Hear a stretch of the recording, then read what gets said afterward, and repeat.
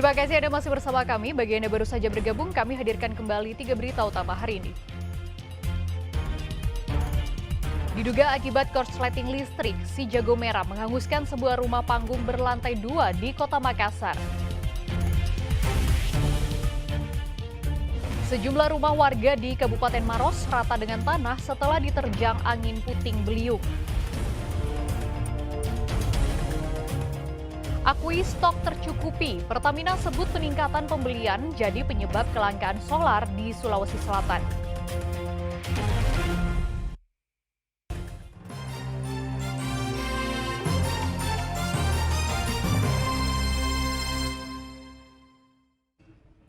Seorang pelaku penikaman yang menyebabkan rekannya tewas saat pesta miras akhirnya ditangkap polisi. Motif penikaman dipicu aksi balas dendam karena korban pernah membenturkan kepala pelaku ke tembok.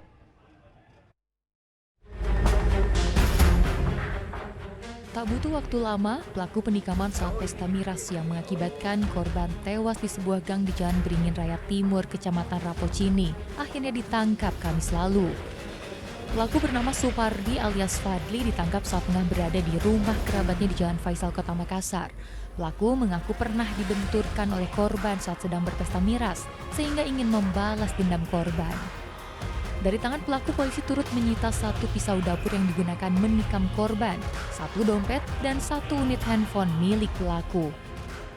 Pelaku dia sakit hati karena dari pihak korban pernah membenturkan kepala pelaku ke salah satu tembok dekat rumah korban.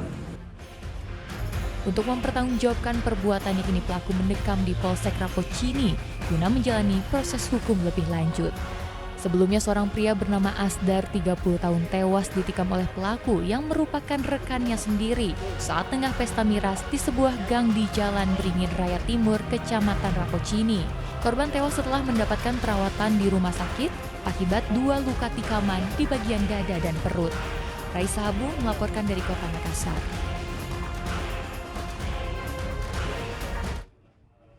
Kemunculan buaya di Pantai Cempai, Kota Parepare, membuat aktivitas nelayan tersendat. Para nelayan khawatir buaya sepanjang 4 meter itu tiba-tiba muncul dan menyerang.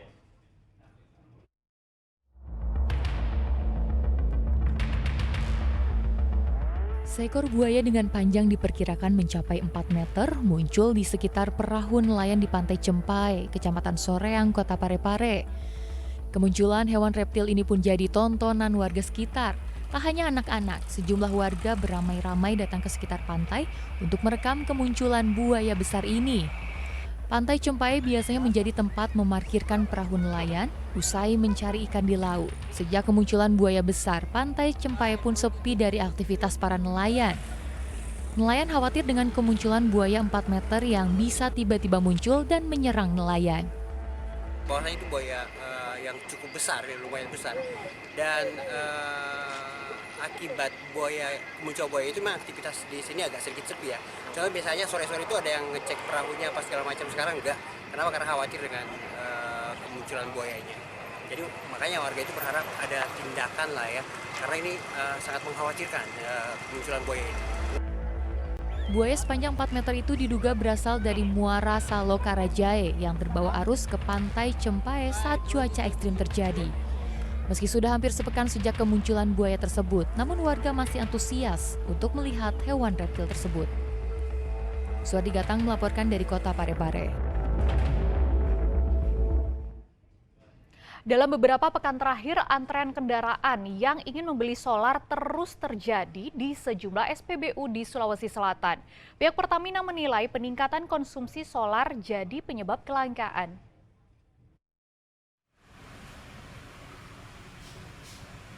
Antrian kendaraan yang mengular di SPBU menjadi hal yang terus terjadi dalam beberapa pekan terakhir. Sejumlah SPBU di Sulawesi Selatan kewalahan melayani pengisian BBM jenis solar. Bahkan beberapa SPBU sering berhenti beroperasi karena ketersediaan BBM habis. Pengecekan ketersediaan BBM pun dilakukan pihak Pertamina Patraniaga Regional Sulawesi bersama pemerintah Provinsi Sulawesi Selatan di salah satu SPBU di Jalan Ratu Langi, Kota Makassar, Jumat lalu. Dari hasil pengecekan, Pertamina menduga kelangkaan BBM solar diakibatkan pemakaian warga yang terus meningkat. Peningkatan itu terjadi setelah adanya kebijakan penerapan pengisian BBM menggunakan sistem kode batang.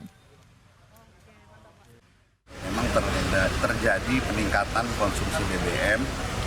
Jadi untuk Pertamax itu ada peningkatan dibanding bulan September itu sebesar sekitar 28%.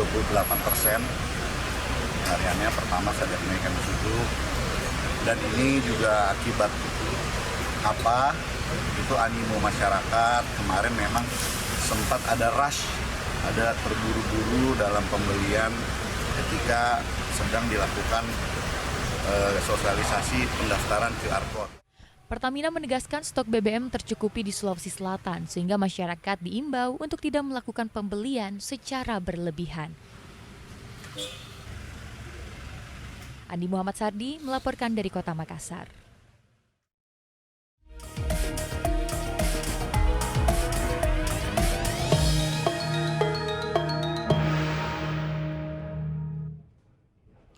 Calon Wali Kota Palopo, Trisal Tahir, ditetapkan sebagai tersangka atas dugaan pengguna ijazah palsu. Dalam kasus ini, 3 komisioner KPUD Palopo juga ikut ditetapkan sebagai tersangka.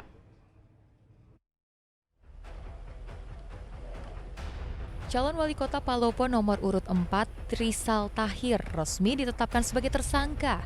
Status tersangka diberikan terkait Undang-Undang Pemilu dalam kasus keabsahan dokumen penggunaan ijazah paket C yang dikeluarkan PKBM Yayasan Uswatun Hasanah Jakarta Utara.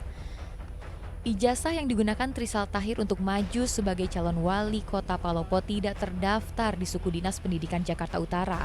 Hal ini menjadi dasar pelaporan ke Bawaslu Palopo. Penetapan tersangka dilakukan seusai penyidik melaksanakan gelar perkara dan ditemukan bukti pelanggaran penetapan yang dilakukan oleh KPU Kota Palopo. Prosesnya sudah berdasarkan hasil penyidikan teman-teman kepolisian sudah menetapkan status tersangka. Kami sudah di KPU sendiri kami sudah melakukan di pembahasan pertama dan pembahasan kedua dan sampai pada proses penyidikan di mana berlangsung selama 14 hari kerja. Dan teman-teman penyidik sudah melakukan gelar perkara dan ditetapkan hari ini untuk status tersangka saudara PP dan juga saudara IJ dan AJ serta saudara MM. Selain Trisal Tahir, 3 komisioner KPUD Palopo juga ditetapkan sebagai tersangka karena diduga terlibat dalam pemalsuan dokumen persyaratan tersebut. Kasus ini pun masih terus bergulir di Gakumdu Kota Palopo. Wahyudi Baso melaporkan dari Kota Palopo.